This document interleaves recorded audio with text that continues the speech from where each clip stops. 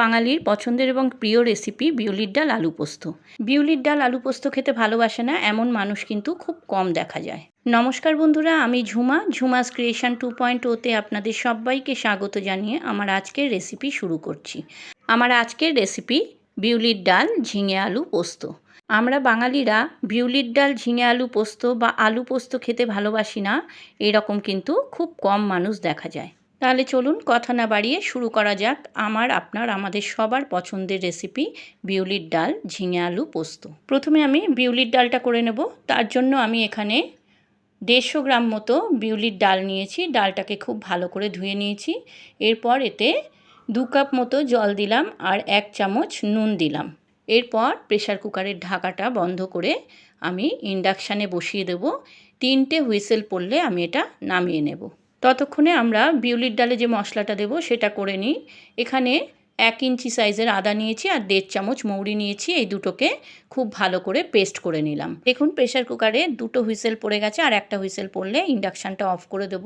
আর ঠান্ডা হলে pressure cooker থেকে ডালটা একটা বাটিতে ঢেলে নেব। এদিকে ওভেনে কড়াই বসিয়েছি। কড়াইতে 2 চামচ মতো সর্ষের তেল দিলাম। তেলটা গরম হলে এতে কী সম্বার দেব দেখুন। দেব একটা তেজপাতা, 2টো শুকনো লঙ্কা ছিঁড়ে দেব আর সামান্য একটু 5 ফোড়ন সম্বার দেব। এবার সম্বারটা দিয়ে যখন সুন্দর একটা গন্ধ বেরোবে তখন আমি এতে ডালটা দিয়ে দেব। দেখুন ডালটা কিন্তু 3টে হুইসেলেই সিদ্ধ হয়ে গেছে। আপনারা চাইলে আরও 2টো হুইসেল দিয়ে দিতে পারেন।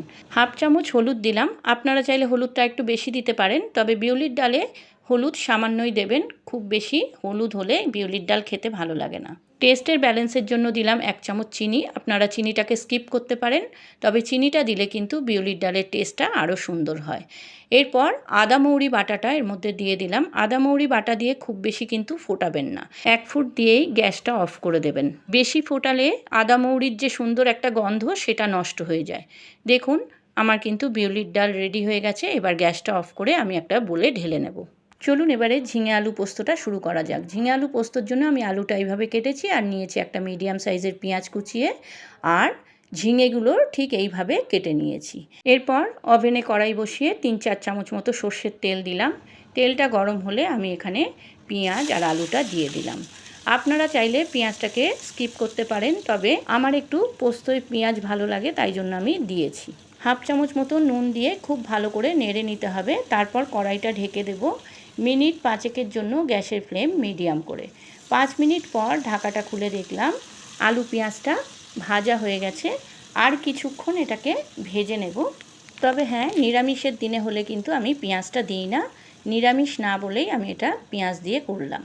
এরপর আমি এতে ঝিঙেগুলো দিয়ে দেব।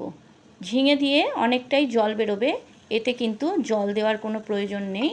ঝিঙেটা দিয়ে খুব ভালো করে নেড়ে কড়াইটা আবার ঢেকে দেব গ্যাসের ফ্লেম মিডিয়াম করে। আমার এই রেসিপিটা যদি আপনাদের ভালো লাগে বন্ধুরা, আমার চ্যানেলটাকে সাবস্ক্রাইব করে দেবেন, লাইক কমেন্ট শেয়ার করবেন আর পাশে থাকা বেল আইকনটা প্রেস করে দেবেন, যাতে আমার ভিডিও আপলোড হওয়ার সাথে সাথে আপনাদের কাছে নোটিফিকেশান পৌঁছে যায়। আর পুরনো বন্ধুদের আমার অনেক ভালোবাসা আমার পাশে থাকার জন্য। যারা আমার চ্যানেলে নতুন এই রেসিপিটা দেখছেন তাদের কাছে আমার অনুরোধ, আমার চ্যানেলটাকে সাবস্ক্রাইব করে আমার পাশে থেকে যাবেন প্লিজ। আমিও কথা দিচ্ছি আপনাদের পাশে থাকবো। দেখুন ঝিঙেটা অনেকটা মজেছে, আর কিছুক্ষণ ঢাকা দিয়ে রাখবো, তাতে আরও নরম হয়ে যাবে। এদিকে চলুন পোস্তটা আমরা বেটে নিই।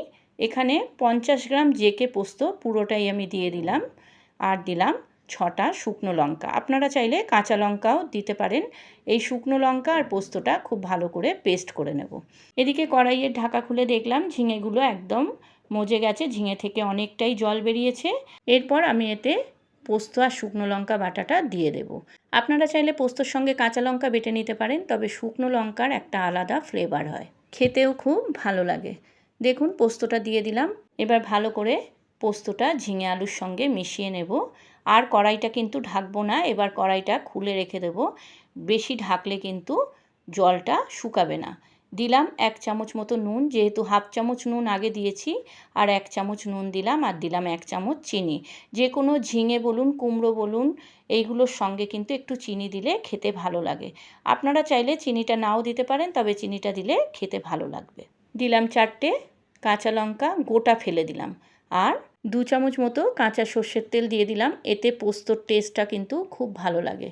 শুকনো লঙ্কা, কাঁচা লঙ্কা, কাঁচা সর্ষের তেল সব মিলিয়ে এই পোস্তটা অসাধারণ হয়েছিল বন্ধুরা। আপনারাও একবার এইভাবে করতে পারেন, আপনাদেরও কিন্তু ভালো লাগবে। আমরা জানি পোস্ত আমরা সবাই করি, তবে পোস্তটা একটু এই রকমভাবে যদি করেন খেতে কিন্তু ভালো লাগে। আজকালকার দিনে সবাই কিন্তু স্বাস্থ্য সচেতন, তাই শুকনো লঙ্কা যদি আপনারা স্কিপ করেন করতে পারেন, তবে শুকনো লঙ্কা বাটাটা দিলে কিন্তু খেতে খুব ভালো লাগে। দেখুন আমার কিন্তু পোস্ত রেডি হয়ে গেছে। এবার গ্যাসটা অফ করে একটা সার্ভিং বোলে ঢেলে নেব। বাঙালিদের পছন্দের এবং প্রিয় রেসিপি বিউলির ডাল ঝিঙে আলু পোস্ত রেডি। দেখুন তো হয়েছে না লোভনীয়? খেতেও কিন্তু অসাধারণ হয়েছে। আপনারাও একবার এইভাবে করে নিন, আপনাদেরও ভালো লাগবে। আপনারা যারা ফেসবুক থেকে আমার এই রেসিপিটা দেখছেন, আমার ফেসবুক পেজটাকে ফলো করে দেবেন। আর যারা ইউটিউব থেকে দেখছেন, আমার ইউটিউব চ্যানেলটাকে সাবস্ক্রাইব করে আমার পাশে থেকে যাবেন প্লিজ। আপনারা ভালো থাকুন, সুস্থ থাকুন। আবার আসবো আমি অন্য দিন অন্য কোনো রেসিপি নিয়ে। আজকের মতো চলি। ধন্যবাদ বন্ধুরা।